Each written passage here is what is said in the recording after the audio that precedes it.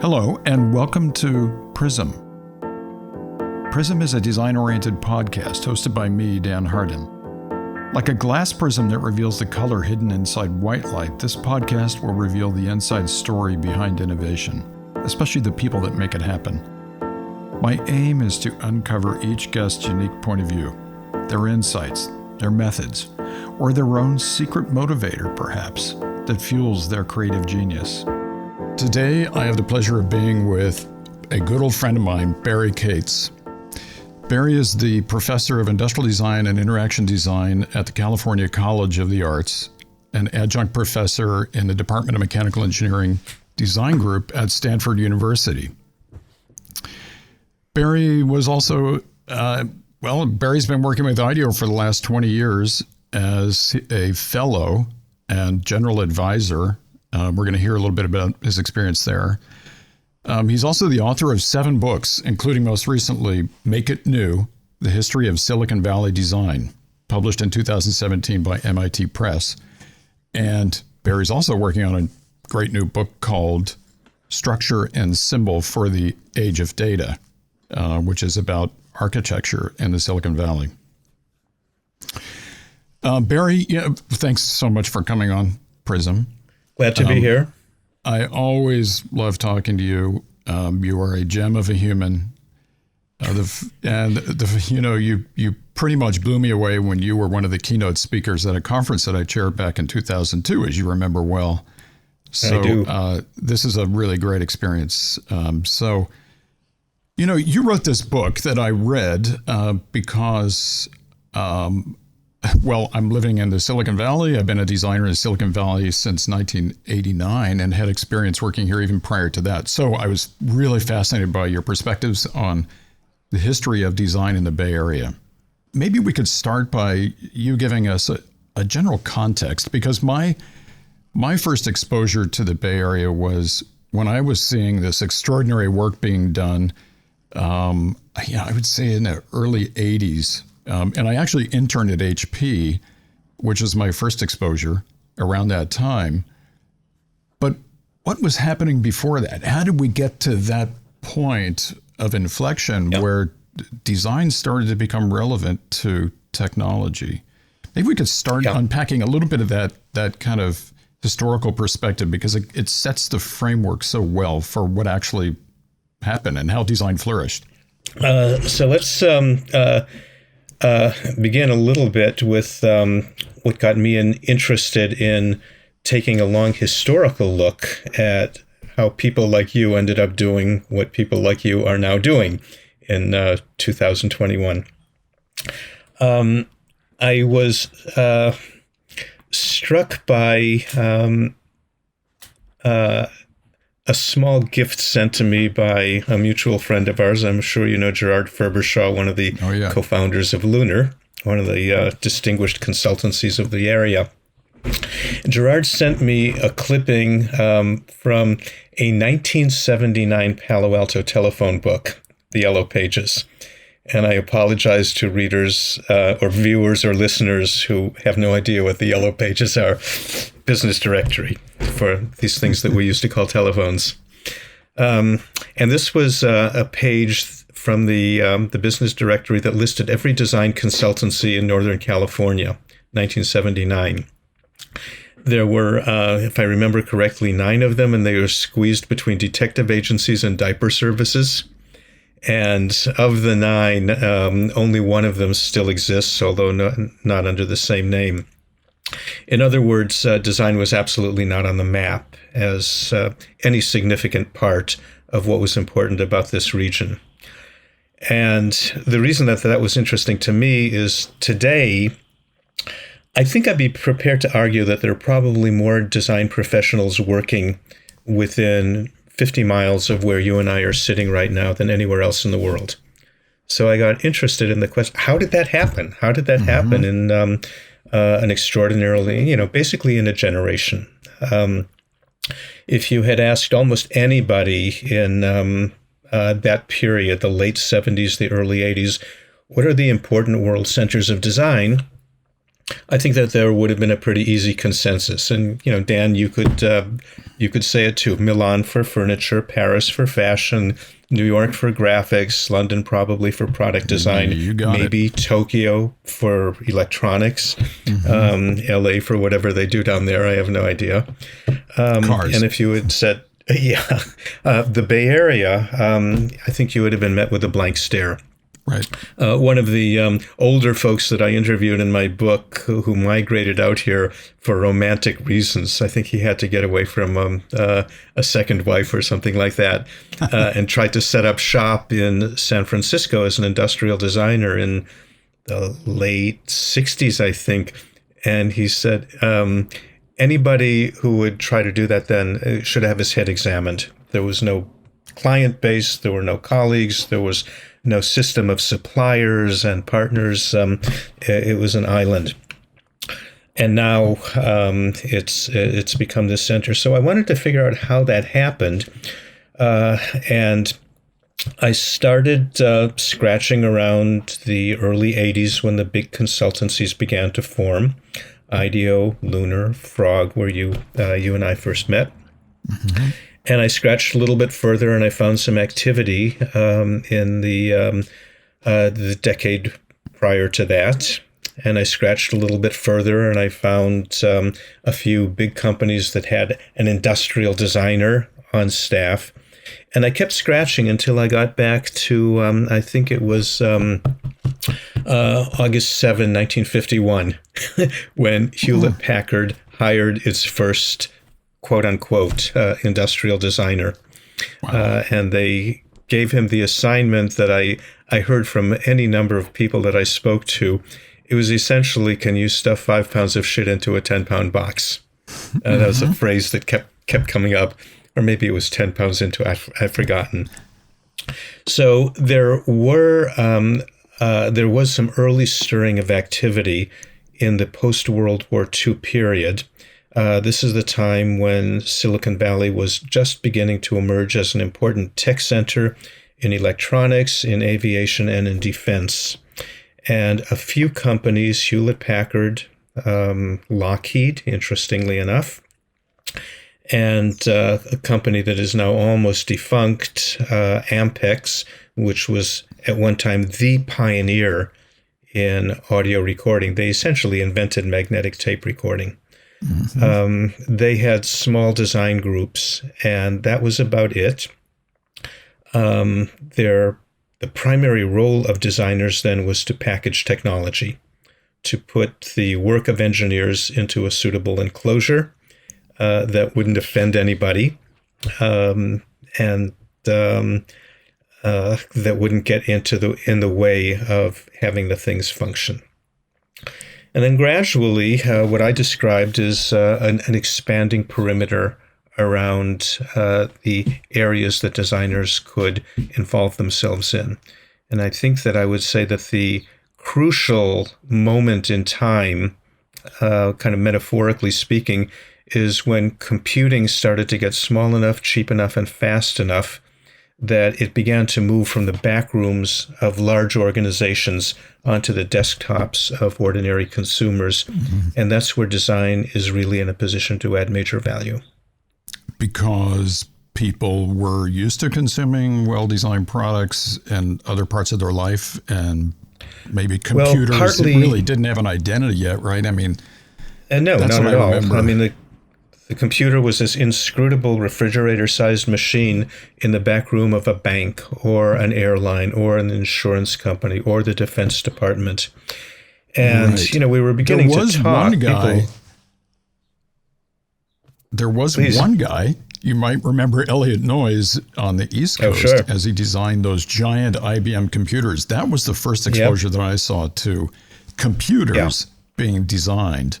And then I was also seeing, around that same time frame, some amazing work done by Mario Bellini and Ettore Satsas when they were designing like pre-computers for Olivetti. These were teletype machines and adding machines, really cool stuff. I mean, they were giving true art and form to these devices that otherwise had no kind of functional bearing on anything we would understand, unlike, say, a mixer or a fan where there were required components, mechanical components, whereas these devices, even those early tech devices, they were early transistor-based products, and what should they look like? What should a key look like? Even that you press a button on, and a series of keys. Should it look like a typewriter? Probably. Yep. Those were really interesting transitional days. I'm really glad that you said that and that you put it in the way that you did, Dan, because everybody knows what a mixer does. Everybody knows what a hairdryer does. Everybody knows what a desk lamp does. Nobody in this period, and again, to the 1970s, nobody really knew what a computer was and what it was for. And as you look at the proliferation of small companies that were exploring this terra incognita of personal computing, the big debate was, what is the machine? Is it a really, really fast typewriter? Is it a really, really powerful adding machine? Is it some kind of a communications device? And it was really uncertain. And now it's familiar to practically everybody, and we use it for all of those things, and probably also as a hairdryer and a mixer and a desk lamp. But it was a technology in search of a definition of a category. So what I think is really crucial here is that when Elliott Noyes and some of the folks that you mentioned were designing, and I say designing sort of cautiously, they're doing the industrial design of large-scale business machines. I don't want to put it too crudely, but engineers are not that concerned with the experience of the device that they're working on. Okay, I say this with no disrespect. In a way, they have higher aspirations. But when a technology moves from the business world into the consumer market, functionality tends to be displaced by experience. I know that's a little bit Indeed. Of a cliche, but you're less concerned with the inner workings and how the thing works, and more concerned not simply with superficial aesthetics, but with the experience that you're having in using the device or the product or the software. And that is the point where design really comes into the picture as something more than what you're so familiar with, the Henry Dreyfuss or the Elliott Noyes model of form and function, of using industrial design to make something more attractive and accessible. I think part of that is that consumers have an expectation that whatever purpose this new product that is being proposed for them to purchase, whatever that purpose is, you want it delivered to you quickly. We have impatient minds, right? We want that design to deliver. And so it's got to stimulate me in the way that it looks. It has to communicate to me in an intuitive manner, and then it has to deliver on its functionality. Scientists or researchers that were using those giant computers back then, they didn't have that expectation. No. That it was purely functional. Although, remarkably, even companies like IBM realized, wait a minute, there's culture in this technology. We need to represent it. I don't think they were necessarily trying to sell more computers with design, back then. I think they were proud of what they were doing, and they wanted to kind of show off. They're like, hey, you know what? These are remarkable machines. Let's do this right. Let's build some culture and maybe even a sense of art in what they were building. I'm also really glad that you mentioned some of the European companies that were kind of pioneering this sort of thinking. Olivetti created a machine called the Performa, which some people have argued is really the first desktop computer, and had a comprehensive corporate-wide design strategy, as did Philips, a small number of other European companies. And they had if I am not mistaken, they had a tremendous influence on your generation of American designers. At exactly the moment that we were trying to figure out what is this new thing that we're dealing with, and we're still trying to figure that out, 40 years into the story of computing, people were, to a large extent, taking their cues from some of the radical solutions being proposed in Europe and gradually incorporating them into their thinking. Apple's the clear example. That's how Apple really got started. Indeed. But before we talk about Apple, because they're the monolith here, right? So in the space of design and technology, when I was in school, I remember it so well. The very top, the paragon of design for me was the work that was being done by Olivetti. There was something about those expressions. I felt that they were beyond product to me. They were something truly extraordinary. They touched the abyss in some way that just made me think as a designer, wow, I can do anything as a designer, because they're really, prior to the existence of this early technology, there was no reference. There was no vernacular for what technology should look like, right? Yeah. So unlike if you're designing a chair, how many thousands of years do we need to go back to see the vernacular of a chair? So that compelled me to push myself. And I was designing, even in school, it's hilarious. I was doing Olivetti-esque kind of things. I was just so influenced by that. I really loved that technology. And that's what led me to want to even work for HP back then. That was one of my internships. And even when I was an intern at HP, you'll find this interesting because you teach at Stanford. I went to this Stanford design conference, and the keynote speaker was this young man that was the CEO and founder of this new computer company called Apple, and they had just gone public. And there was Steve Jobs up on stage pontificating about technology, and he was using the word design. Now, I was in the back of the audience. Hey, design? Did he just say design? So I was super excited about that. And at lunchtime, I'll never forget this. We all got our cafeteria trays during this conference. Steve Jobs came out we're all sitting outside. He looked around the lawn, and I guess he selected the youngest group or something. I was sitting among 8 of my peers at HP, and he came and he chose us to sit down next to. He sat down, took his shoes off, of course, right? He was famous for being barefoot all the time in his younger days. And I wish I could say we had a discussion, but no, he pretty much continued to talk at us about technology and design, the importance of design. I realized I had a sense, although I didn't have the knowledge or the foresight necessarily to know where this was all going to go, but I believed that he truly felt a sense about the importance of design, especially, and its incorporation into product. And I think it catapulted me even farther in my own personal thinking about man, I have to do some killer work here at HP. And I'm really intrigued by this notion of technology and design.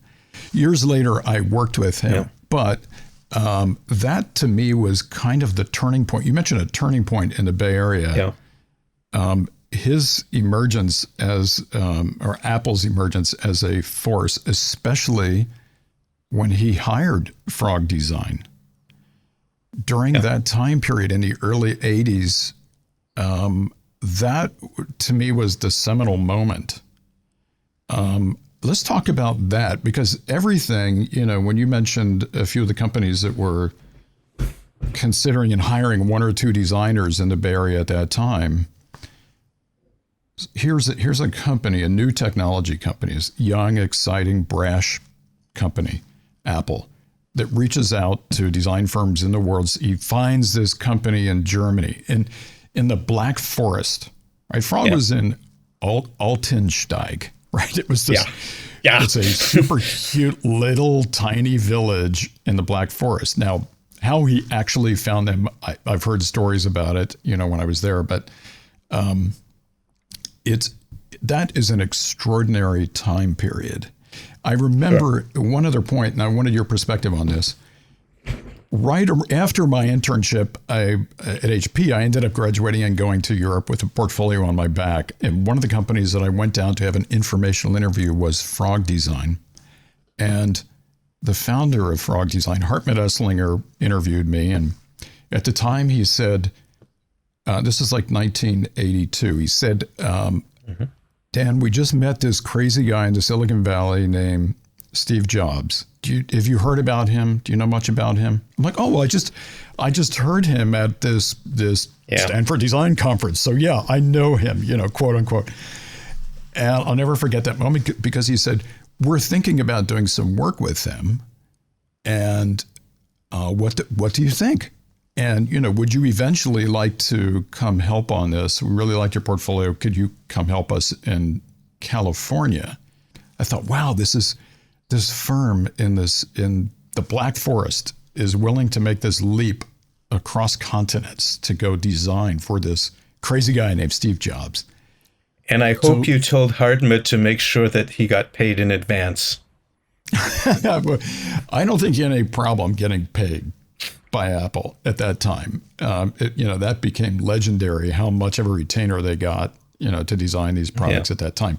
But there were all kinds of things happening, not only, Apple with Frog, but another gentleman named Bill Moggridge comes over. Tell us about that and your perspective on this shift. The big shift was this, in my opinion, was kind of this Euro invasion into the Silicon Valley when a lot of industrial designers from Europe keyed onto the fact that there's something interesting going on here in technology in the Silicon Valley, and they wanted to be a part of it. Yeah, I think it really has to be understood as a global phenomenon, as part of a global wave, and we're still in it. And the wave is now moving back and forth across the Pacific, just as 40 years ago it was moving back and forth across the Atlantic, mostly forth, I would say. Apple is a key player in the story. I don't want to romanticize it, but I would never want to minimize it either.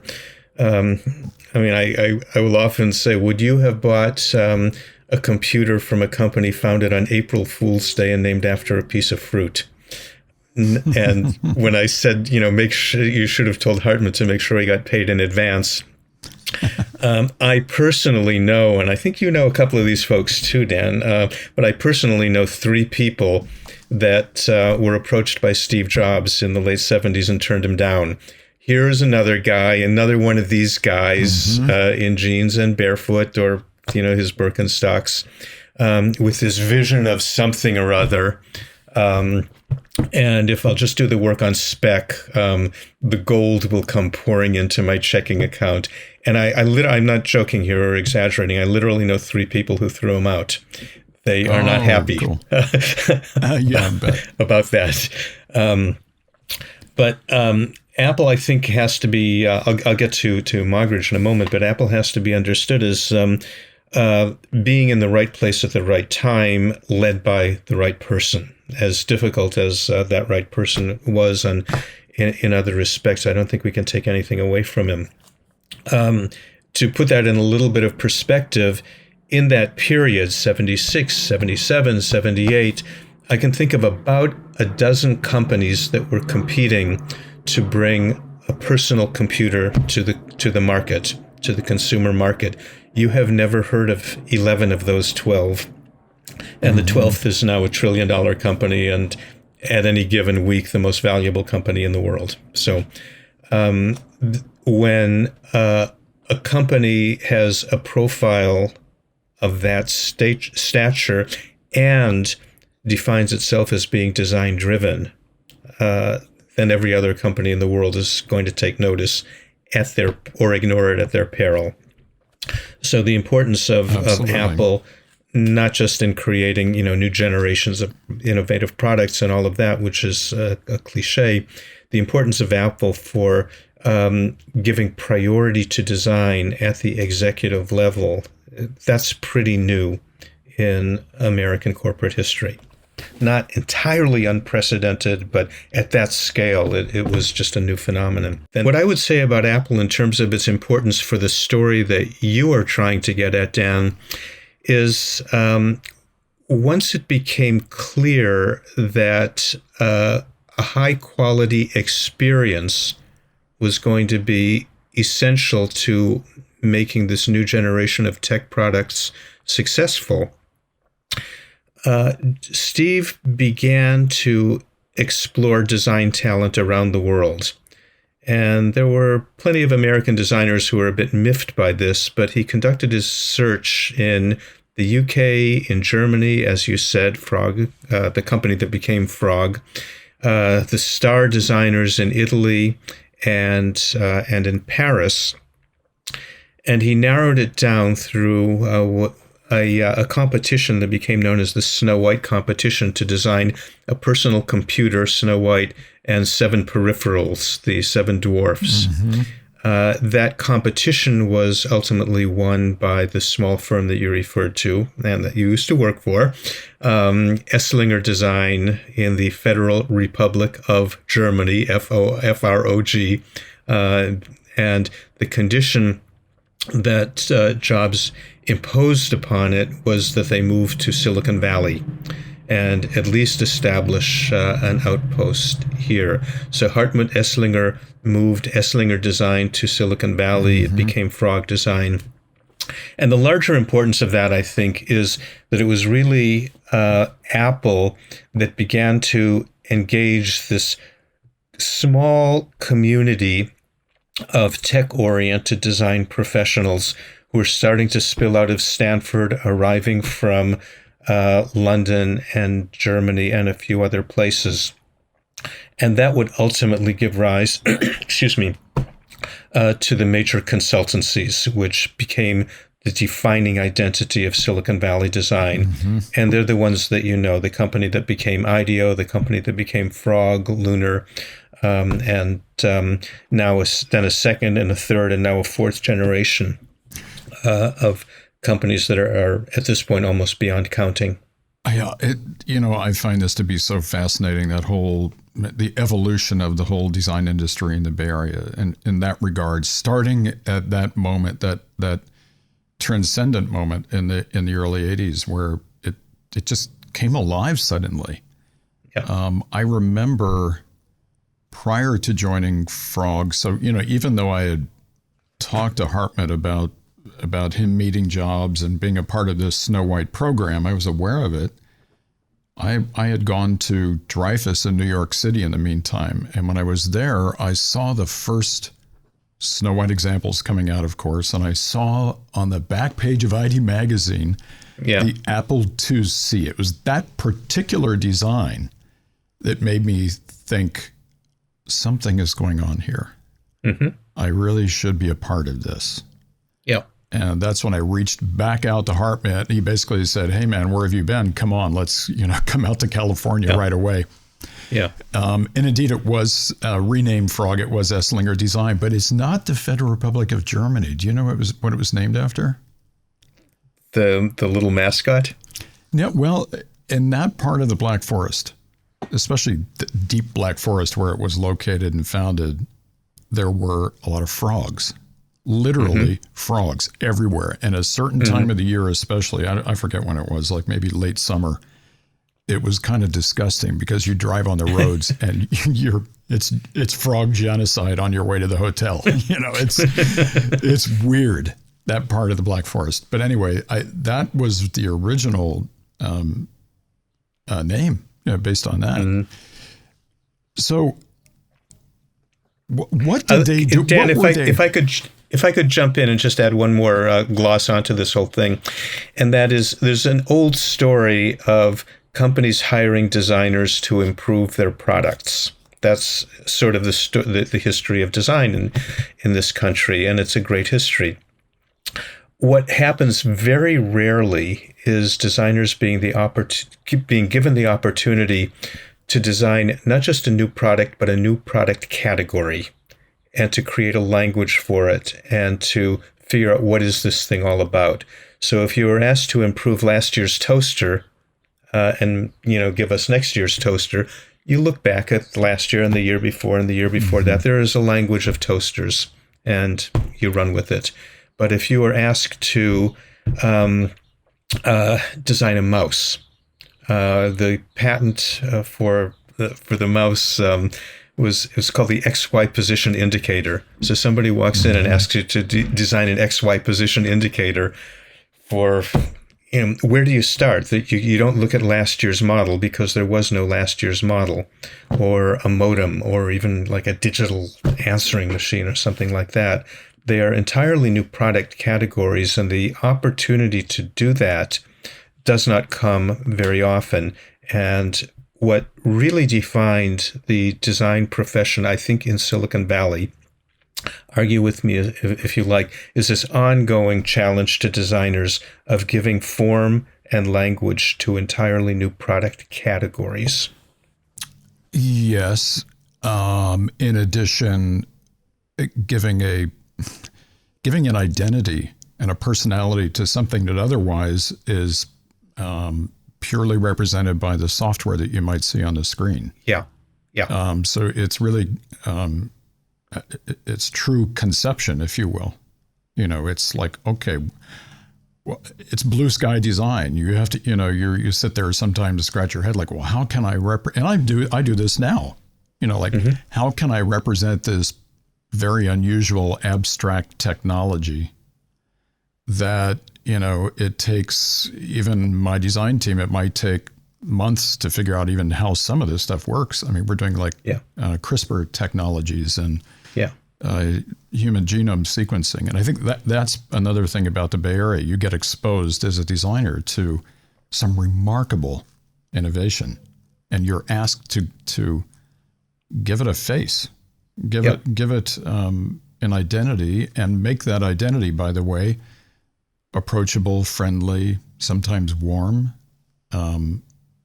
almost always intuitive, and make it exciting enough that it makes an impact on demand for the product. At its best, design does that. But yeah, you're right. I mean, especially, using Apple again as that example, and even other companies picked up on that. The car companies saw what Apple did with a line of products whereby each individual product was making a suggestion about its values, and that other siblings in the product line also had those values. Yes. Which builds trust, because you will automatically assume if the quality is imbued in the product that I currently have in my hand or is sitting on the desk in front of me, I make the assumption that the company that is offering me that is also making other fine products.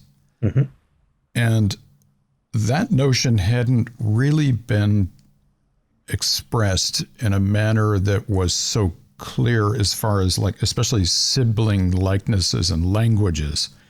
Car companies were making an individual, you'd see a Camaro and then you'd see a Mustang, and they were all very, very different. Even companies, looking at, Ford, all of their cars look very, very different. There was no such thing as a design language. So yeah, I would say that one of the roots of Bay Area design was just that, giving a broader expression of what a complex system might look like and how it should work. Yeah. What else was it about what designers were doing, in your opinion, around that time, and even up into the 90s and even now, that makes Silicon Valley special? I think the key thing, Dan, is in the kind of popular imagination, Silicon Valley is a whole lot of tech companies. So as you read about, the war between Washington and Silicon Valley now, or Europe and Silicon Valley over issues of privacy and data sequestering and all of that, the kind of unspoken assumption is that Silicon Valley is a vast agglomeration of high-tech companies. In fact, I think it is much more accurate and meaningful to understand it as an extremely complex ecosystem in some, I know that's a sort of a cliche term, but in something like the biological sense, in which an ecosystem operates as a series of interdependent components, each of which influences the other. And the interest that I have, and I think you have here, is how design became an integral part of that ecosystem. So when I think ecosystem, I think, sure, the tech companies, Apple, Facebook, Hewlett-Packard, Lockheed, NVIDIA, and all of the others that are household names. But we also need to think about the venture capital industry that feeds money into it. About half of the VC investment in the United States in any given quarter is invested in this little piece of real estate where we have the either good luck or misfortune to live, depending on whether you own your house or not. A legal infrastructure. So firms began to develop an expertise in an aspect of corporate law that had to do with funding and setting up startup companies on the basis of, you might have heard the phrase opium addicts, an addiction to other people's money. Right. So IP law protection, early stage corporate law. The universities, so we have Stanford, Berkeley, and then as the major research institutions, but then places like San Jose State, which is not sufficiently recognized as a factor, but the mission of the state universities in California is to serve the local population, local companies, and to provide educational opportunities for local people, which is not what Berkeley or Stanford are about, right, by definition. So San Jose State and a few others began to contribute talent into the tech community, design talent as well as engineering talent. And then, places like CCA, where I teach, an art school, and half a dozen other specialized arts institutions in the region. So you've got the tech companies, academia, the legal infrastructure, the financial infrastructure, and then the piece that was missing in all of that is design. And when Apple in particular, and then a growing number of other companies, began to make serious investments into building design into their operations, hiring this gaggle of Stanford graduates that became IDEO, hiring this agglomeration of European designers showing up at Frog, hiring these peculiar mix of engineers and designers at Lunar, we begin to see the formation of a professional design consultancy world that became an integral piece of the Silicon, and I would say a defining piece of the Silicon Valley ecosystem. And that is, I think, of inestimable importance in understanding how Silicon Valley worked. Because it's not simply about laboratory science or bench engineering. It's about making products that are accessible, interesting, affordable, and exciting. And that, again, is where design has its specific value to add. Why is it that the public doesn't seem to really understand that? When you think about Silicon Valley, you think about technology, you think about software, you think about invention and innovation by companies like Facebook, Google, of course, Apple, and many, many others, all these different startups. But it's often design that is the vehicle. It's carrying these messages forward, the values, the experience that is making this so wonderful. Whether you're looking at the UX of a Google product or even products, like, oh my gosh, almost any medical device, scientific equipment, fitness equipment, computing, the list goes on and on. Yeah. Why? We are more commonly aware of design when it fails, when it's bad, when something doesn't work the way you want it to, whether it's the chair that you're sitting on or the microphone that you're speaking into. But yeah, I mean, most people, including the person you're talking to right now, has very little idea of how a computer works. I've read books about it, and we sort of don't care. And I mean that in actually a pretty serious way. People love to compare their phones, but more often, they're actually, people will spend more time choosing the case of their mobile phone than deciding between models.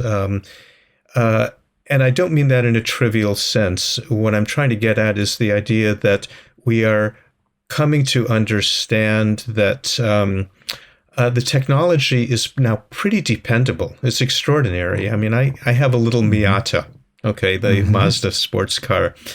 The idea that, and I drove it for 18 years, and in 18 years I replaced the radiator. That was the only significant repair I ever did on that car. And the idea some generation before that your sports car would not spend half of its adult life in the shop. I'm thinking, so the technology, the point I'm making, the technologies are very dependable now. And they're also inscrutable. And we kind of don't want to know what's under the hood or behind the screen or beneath the keyboard. We want to know what it's doing that is relevant to the task that I am now trying to perform. So, do you think that's one reason why design has become a household name? Is because the technology, maybe in the past, we talked about design, so much history of technology, the introduction of the technology, the absorption, and the issues that we all had with technology, as that became a little bit more resolved and design became more, revolutionary and evolutionary at the same time. It's now something that we can relate to, and therefore we talk about, because everything else the technology is working. And it should be emphasized, no disrespect is intended toward engineers, hardware or software engineers. Quite to the contrary, if they hadn't done such a damn good job of building reliable, efficient, and ever faster, cheaper, and smaller products, then we wouldn't be focusing on this experiential level, on the human level. So it's to their credit that designers have moved into a position of increasing prominence. And this is pretty new, and it's still happening. It is a work in progress. But when I started teaching, I would hear from my students, from alumni of my courses who went to work in tech companies, again and again and again, the engineers won't listen to us. They won't take us seriously. They won't give us the time of day. Mm-hmm. They'll hand us something once all of the key decisions have been made.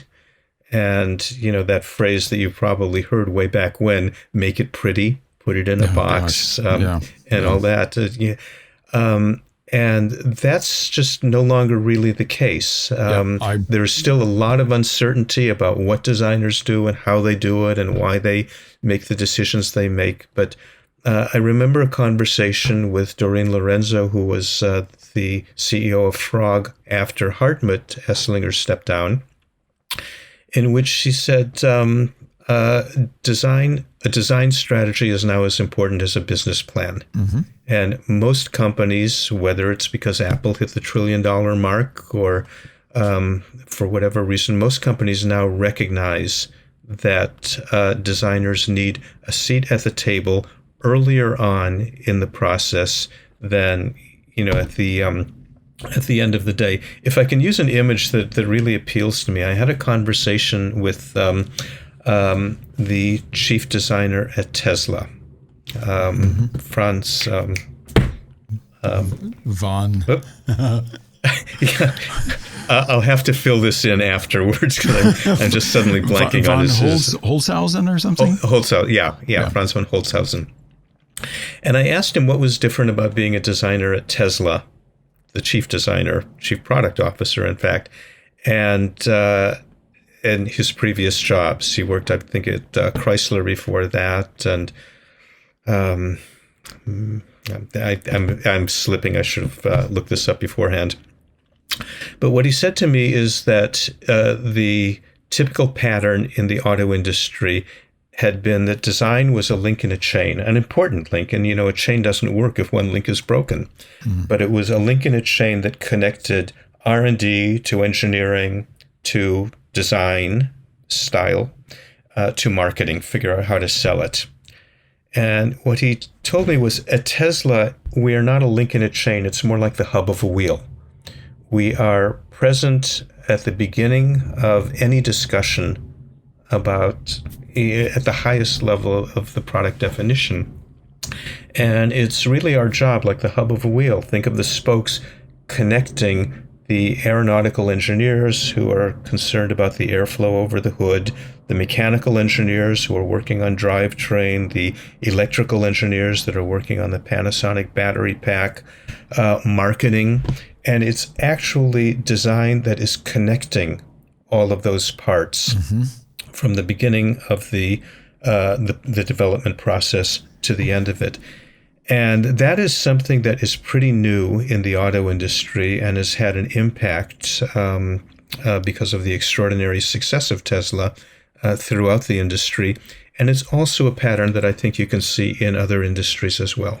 As a consultant, I've seen this pattern, just evolving and taking shape over especially the last 10 years, where the designers are sitting right up there with, the CEO, the operations, marketing, engineering, of course. I think because they realize that because design is kind of the binding element between all of these departments, because design it infiltrates your marketing, your messaging, certainly the engineering and the production, and all the way right down to supply chain management. I think the enlightened companies had figured this out. And part of that is because they realize that the consumer is actually making decisions based on what's right for them, what they can identify with, how it's addressing my particular problem. And design has just become, it's the communication tool for the company to bring forth those messages, the beliefs that they actually build into their products, hopefully. It's good to hear that the car companies are coming around. They've been a little bit slower at this, partly because the time frame to develop a car. So it would typically go from R&D and safety concerns to engineering, and then ultimately the styling department and then tooling. It just takes a long time to develop. 5 years minimum. Yeah.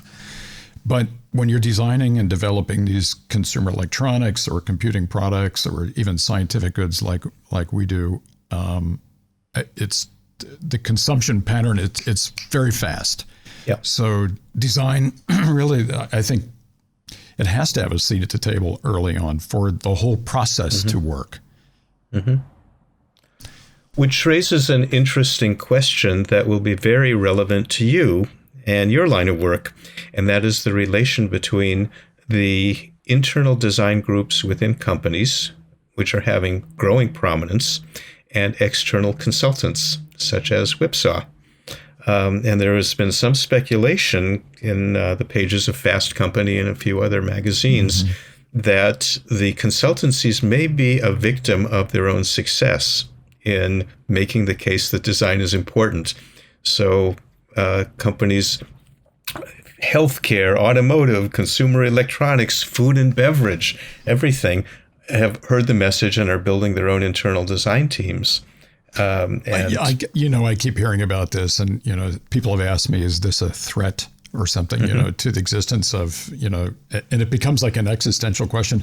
I think it's all nonsense. A rising tide raises all the ships, and, great. Corporations are hiring more designers. They're also hiring more consultants.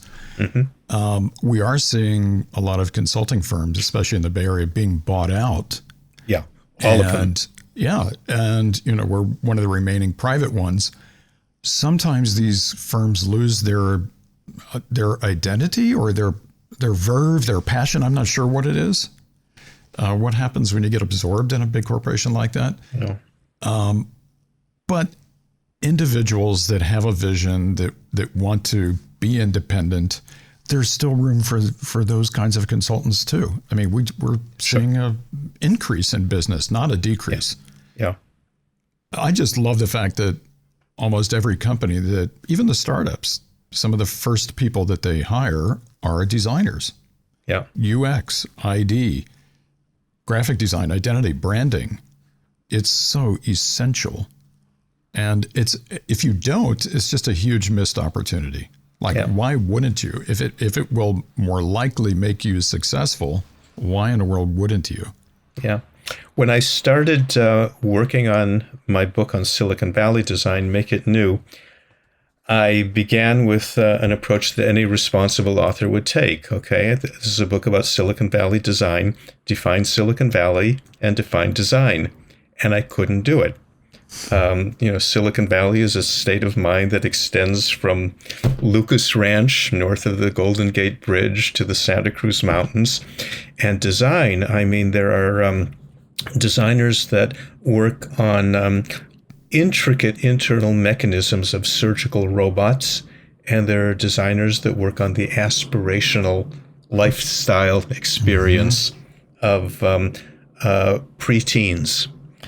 And everything in between. So I made the decision in that work to stop trying to define it in advance and then fill in the pieces, but rather simply look at what people are doing and allow a definition both of the region and of the professional practice to emerge out of that.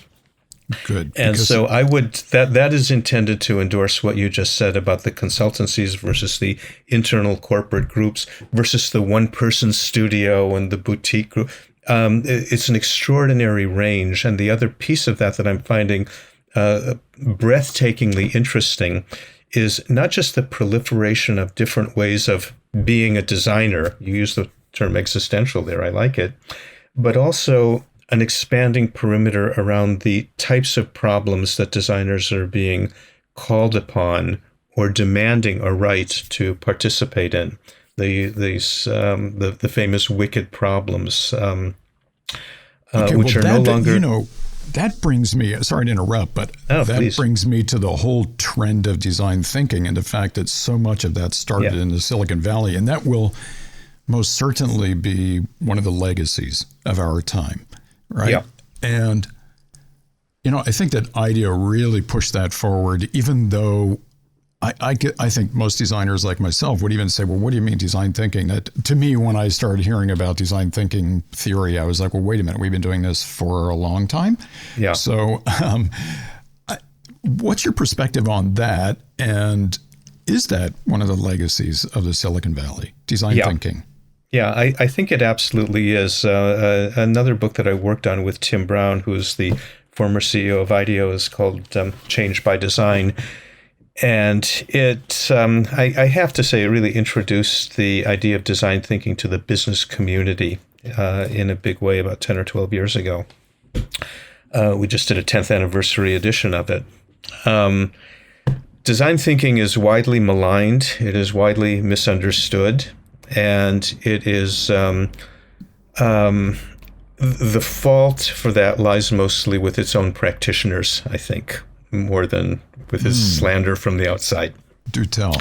So if you look up design thinking, I sometimes do this little exercise in workshops of asking people to do a Google image search for design thinking. And what you'll see is this blaze of little diagrams with hexagons or circles or recursive loops or triangles. It's much more complicated than any electrical engineering drawing of a circuit. And it's very unfortunate because they tend to try to reduce it to a methodology.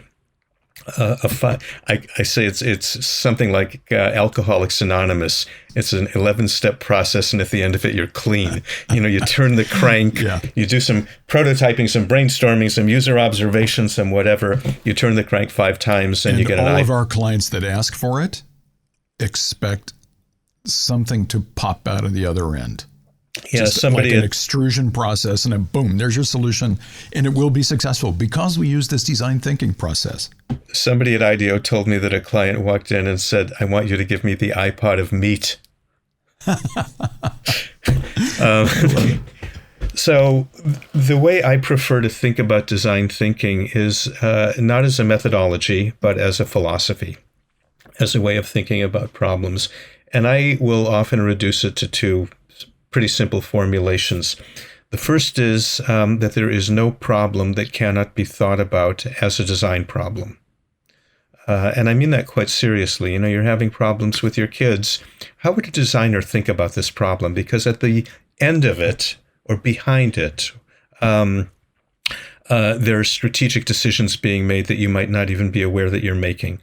And perhaps you should revisit those in a way that a designer might revisit why a product is not successful in the market, or why it's not functioning the way everybody expected to, or why people are using it in completely different ways than was intended. So when my 90-year-old mother used to wrap a dish towel around the handle of her refrigerator because it was a lot easier for her to pull the dish towel than to get her arthritic fingers behind this beautifully designed chromium-plated door handle that some jerk at wherever thought looked cool. That's an unintended use, and it will hopefully provoke a designer into rethinking why something is not used correctly, whatever correct means. So the other piece of it, if piece number one is there's no problem that cannot be approached as a design problem. By the way, to interject, I think that design, because it's, at the fundamental level, design is about solving a problem.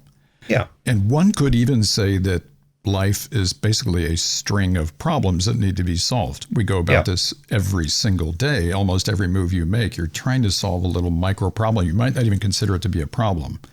But if you step back and look at things quite openly, the way you just described, almost anything can be solved. Well, you might not get to a solution, but you can use a process to help you get closer to a solution. And it's a big mess because there is if it's a serious problem, a problem really worth spending your time on, there is not going to be one right answer to it. There will be multiple possibilities, and there will be unanticipated impacts. I often demand of my students that they learn to think in an anticipatory way to solve not just the problem that's in front of you, but solve the problem that will be created by your solution. That's right. So Henry Ford solved the problem of internal combustion. I think he also should have solved the problem of traffic jams and parking tickets. What would it have looked like if he had thought beyond the problem in front of him to the problems that would be created by his solution? And right now, the stakes of a mistake are so catastrophically high. I mean, we are changing the climate of planet Earth. Think about that. Yeah. The stakes are simply too high not to be thinking that way. Yeah. And that leads me, if I may, to the second piece of my reformulation of design thinking. If the first piece of it is there's no problem that can't be addressed as a design problem, the second is you don't have to be a designer to think like one. And that does not take one bit away from the mastery that professional designers such as yourself have acquired in the trenches and with the battle scars to prove it. It simply means that, not simply, but it means a number of things, one of which is you as a lawyer, as a physician, as a primary school teacher can learn to practice some of those skills and learn when to hire a professional and to work with that professional in ways that might not previously have been possible or even imaginable. So that's really what I think is at stake in design thinking. Yeah. I like that it has really kind of opened up the minds of a lot of, especially like marketing teams within corporations and clients of ours. Sometimes that it's almost like a little too much awareness that they have acquired where they're like, well, wait a minute, we can do what you do too now. I'm hearing a lot of that. Like, I took a design thinking course, so we want to come in and brainstorm with you, and our ideas are as good as yours. Yeah. Rarely is that the case, but we're always open. It should be a process whereby there's lots of collaboration and respect and all that, but there's a massive lack of knowledge, in most cases. So how can we reconcile that? How can we have these highly aware, thoughtful clients, but still giving them the type of advice and consulting and education that they so desperately need? Well, it's a big question, obviously. I mean, look, I brush my teeth twice a day, and I still go to the dentist when I need to go to the dentist. And I would not think of putting a crown on a wisdom tooth by myself or doing a root canal. Crazy. But that does not mean that I should not take some responsibility for my own dental hygiene. And if I were a corporate executive, take some responsibility for my design hygiene.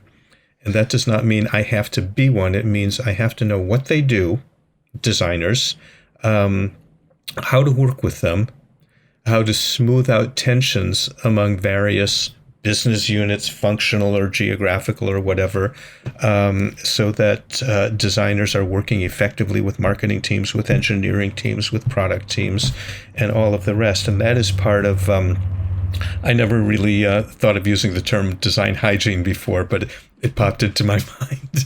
I think it works. The key is it puts the onus back on the designer to help guide that process. Yeah, I think that's fair to say. Because with this new awareness about design thinking, I can tell you once a week, I have to tell a client, put the drill down, step away from the chair. We got this. Yeah. This is a new trend where clients suddenly know how to design their own products. And of course, they usually don't. And that's okay, but I like the fact that they at least are trying because they soon realize, because they have an interest in it and they're now attuned to it, that they can see that sometimes the pains that we have to go through to solve a problem. This is not easy. Design is a difficult profession. What you have to go through to find your solution, to test it, to evaluate it, to be brave enough to say, you know what, all the assumptions that we made in the last 2 or 3 months are wrong. We have to start over. It takes guts. Yeah. Time, money, and all of the rest. And the way to do it is, it's not, take a 3-day design thinking workshop, learn the methodology, and then allocate a space full of whiteboards and Sharpies to your new crop of design educated employees. Because, I've so often gone back to companies that have done this, and, they're sitting around in their allocated, dedicated space and scratching their heads and saying, can somebody remind us what we're supposed to be doing? Right. So I'm super interested in it is a slog. But I'm really interested in how we're going to evolve this thing called design thinking. I like the fact that we have opened it up. The whole process has become much more collaborative. Your client feels like they are part of a process now.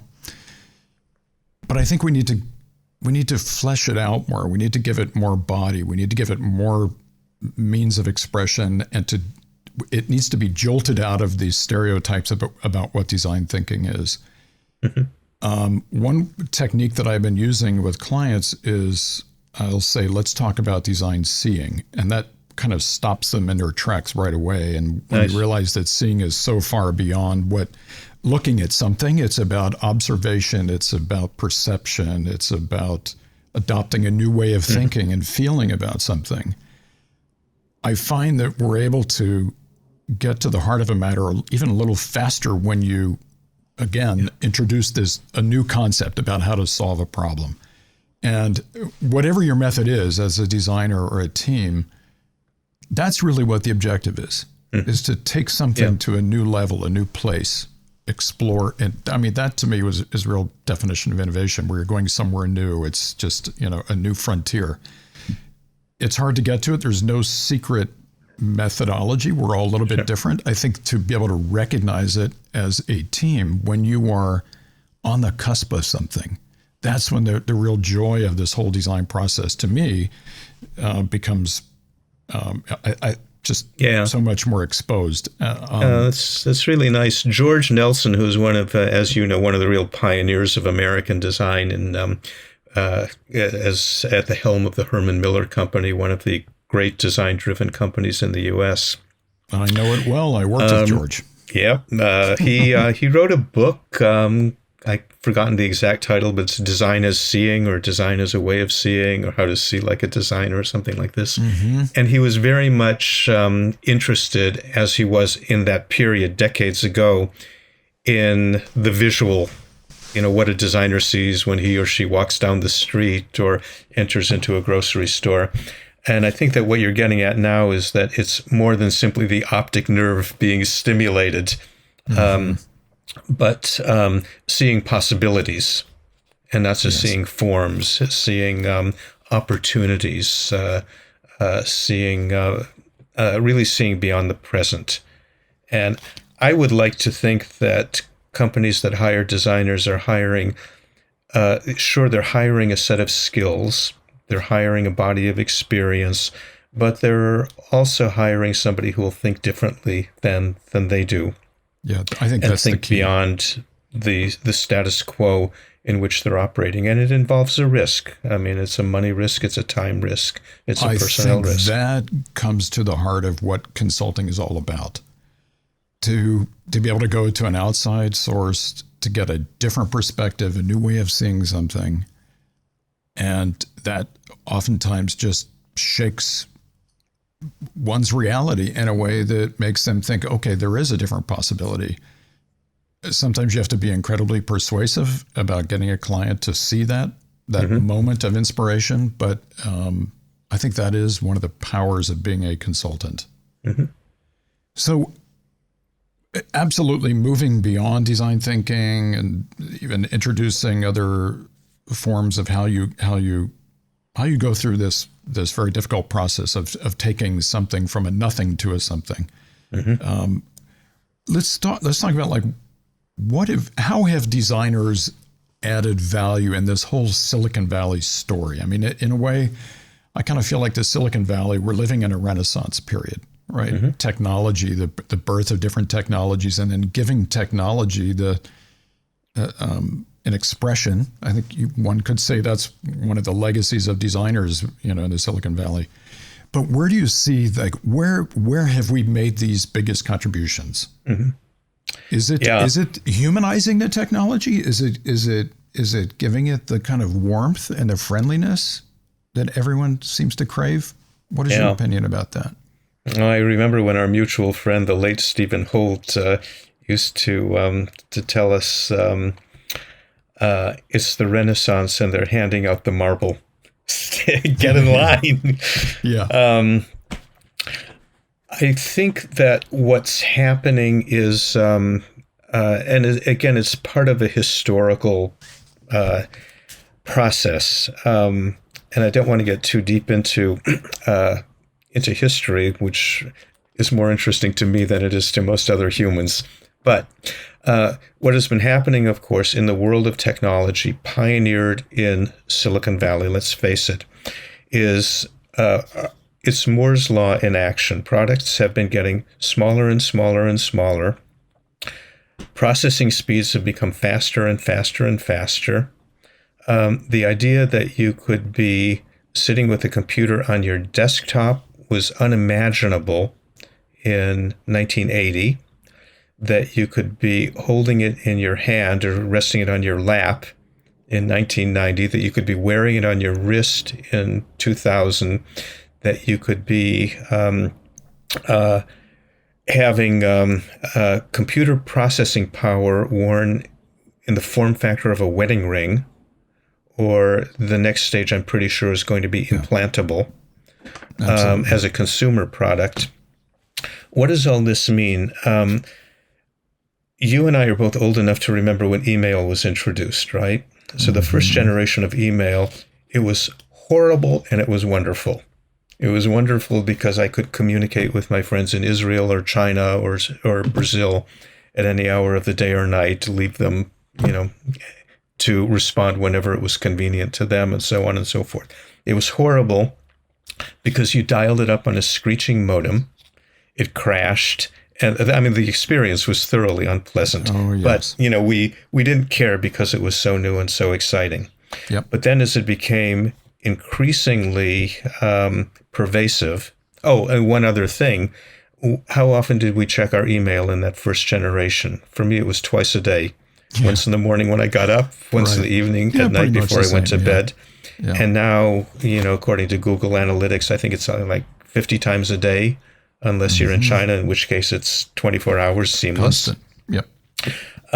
And when an experience becomes closer and closer to your physical body because it's so small and light and cheap, and it's integrated into the rhythm of your day, not when you wake up and when you go to bed, but both of those and everything in between. And maybe, as in the sense of my new Google home monitor, even while I'm sleeping, it's monitoring my sleep patterns to help me sleep better. Right. When something is as close to the body and as deeply integrated into the rhythms of your everyday life, the designed experience becomes absolutely the key defining factor. And so with all the technology in the world, the Kindle, the home monitors that we're seeing from Amazon and Apple, the autonomous vehicle, they would not have any future whatsoever if we didn't have the experience of delight, of confidence, of security, of all of those emotional states that design can bring to a product. And I think that is the trajectory that we are seeing coming out of Silicon Valley. And I need to emphasize, obviously, there are important design centers throughout the world. We are not alone. But I don't think we've seen the cluster and the ecosystem that I described earlier anywhere else. I would so full-heartedly agree with your perspective. I find on this particular matter, because we are being asked to design the end user's emotional state. It's exactly what you were just talking about. And when you realize that you have the capability of doing that, if you're able to manipulate software factors, manipulate form factors, presenting levels of functionality and performance at just the right time in the experience, in the consumption of that experience, and that at the end of the day is what good design does. It is revealing its purpose to you at various stages during this consumption pattern, and it's giving you what you need at that moment, at just the right moment to invoke a certain feeling or an emotion. It's a pretty, technology allows us designers to have the freedom to do that. It's not just about hardware. It's not just about software. You are actually kind of, and I mean this in a positive way, you are manipulating and controlling an experience for an end user. And as a designer, when you accept that responsibility and realize you have the power to do that, I think it makes you more empathic, more responsible, definitely more compassionate to the end user's state of mind. You start to consider things like feelings, and it's not the old definition of design anymore, where we're like, form and function and making products beautiful. I mean, sure, beauty has a lot to do with invoking these and provoking even emotions. But it's so much more than that now. And I do think that is probably the lasting legacy of this time period, this renaissance that we're in the Bay Area. And I think that's what Silicon Valley designers, not only here, but, in a lot of parts of the world, especially in the areas where they're incorporating software and hardware and development smarts. There's a lot of great work being done in Asia. Sure. In this area. The other thing that is a piece of what you're saying, Dan, is that I think is relatively new is you guys, by which I mean designers, have begun to acquire a degree of humility, which is somewhat unfamiliar in what has been a very ego-driven kind of macho design world. I mean, we used to have the stars of design, and you know, we can name them, and they are Henry Dreyfuss and Raymond Loewy and Teague and Bel Geddes and those heroes, and then all the way forward. And I think we are increasingly recognizing that the designer is not the last word, the last stage in the story. It's me as the user. So I think about, you know, the iconic example of your mobile phone. It's handed to me by Sir Johnny Ive. Barry, I've just designed this cool thing. But I'm really the one that completes the design, because as soon as I get it, I begin to configure it. And within a day, within an hour, within a minute, my phone is unlike any other phone in the world because of the way I've organized you know, apps on the screen and settings and, you know, a million other variables. So you are handing over to me not a finished product any longer. You are handing over to me a world of possibilities that become mine to realize. And can be a little bit of a shocker. I mean, I still often hear my design students responding in a crit by saying, no, that's not what I intended. Well, I don't want to say I don't care what you intend, but that's not the whole picture anymore. You have to learn to step back from your intention and understand that it's not for you. Yeah, stepping back from your intention as a designer. I think, especially working with a lot of young designers that I hire, that's something that they learn, because I don't know why in the design school they think, well, you compose this thing and then it's going to be just manufactured like that. And it's going to churn out and be on the shelves just like that. But there are so many unforeseen things and other contributors and stakeholders that come in to add definition to it and hopefully goodness throughout that building process. But that's not always the case. And we have all learned humility as well. And if you are awake and listening and looking around in this world, you realize that, you know, designers are part of the problem too. Oh, sure. You know, sustainability values have taken a long time in this profession to take hold. We often do not consider the long chain of events and ramifications of our decisions in regards to the consumption of energy that your product will require years from now, even after it is consumed. And that humility hits you pretty hard when you see your products in the dump. Yeah. I have seen products that I have designed in a dump, in a dumpster in a recycling center. I've seen this several times. Yeah. I saw an exhibition at the Museum of Contemporary Art down in San Jose, and everyone brought in all of the products that they have discarded and found in their garage and made a giant pile. And I'm looking through this pile. Oh boy. And I was like, oh my God, there's a Sun Microsystems computer that I designed in 1994. You should march your employees through that. Exactly. Right behind you will be me and my students. Yeah. I found a Motorola phone that I had designed. I found a toaster that I had designed for Sunbeam. And talk about humility. You know, it really does make you think. And coming back to the Bay Area, I think the humility has exposed itself in one very special way, and this is a newer understanding about what does it really take to offer you a product that is providing some kind of value to you.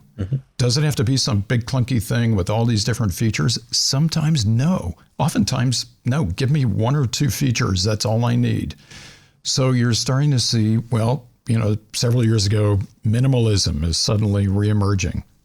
You know, of course, this was done in the Bauhaus a long time ago, and young designers think, oh, this is all new, this minimalism. But this general belief that reductionism is good is actually helping the sustainability cause.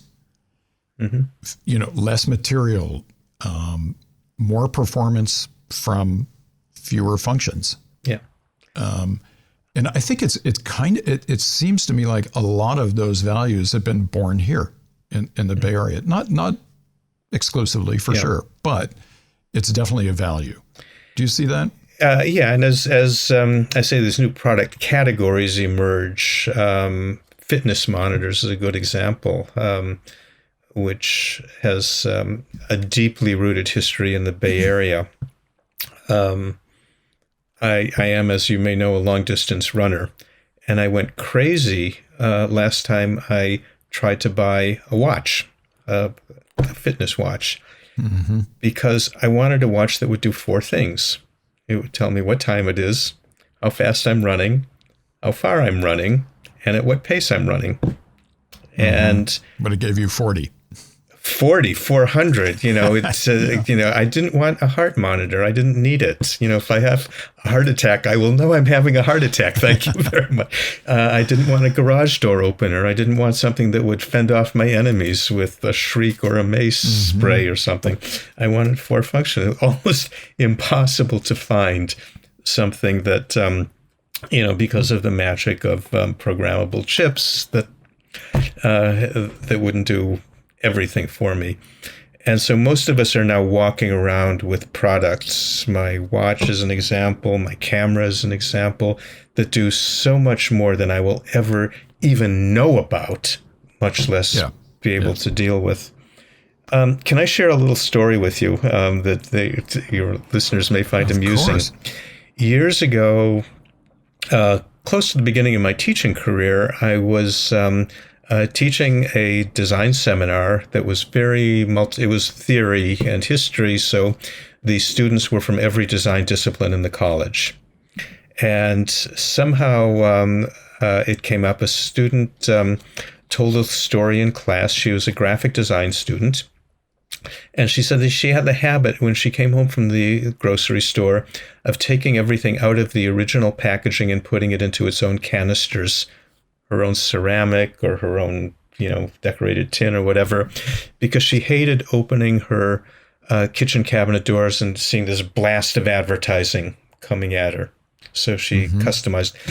And she really liked this until she started being a graphic design student and realized every time she did this, she was discarding the work of a fellow graphic designer. And it made her feel really sad. And she said, I'm starting to think maybe I should change my major to industrial design, because at least their products have a lasting power. In which all of the industrial design students shrieked. Or have you ever been to a landfill? Have you ever been to a recycling center?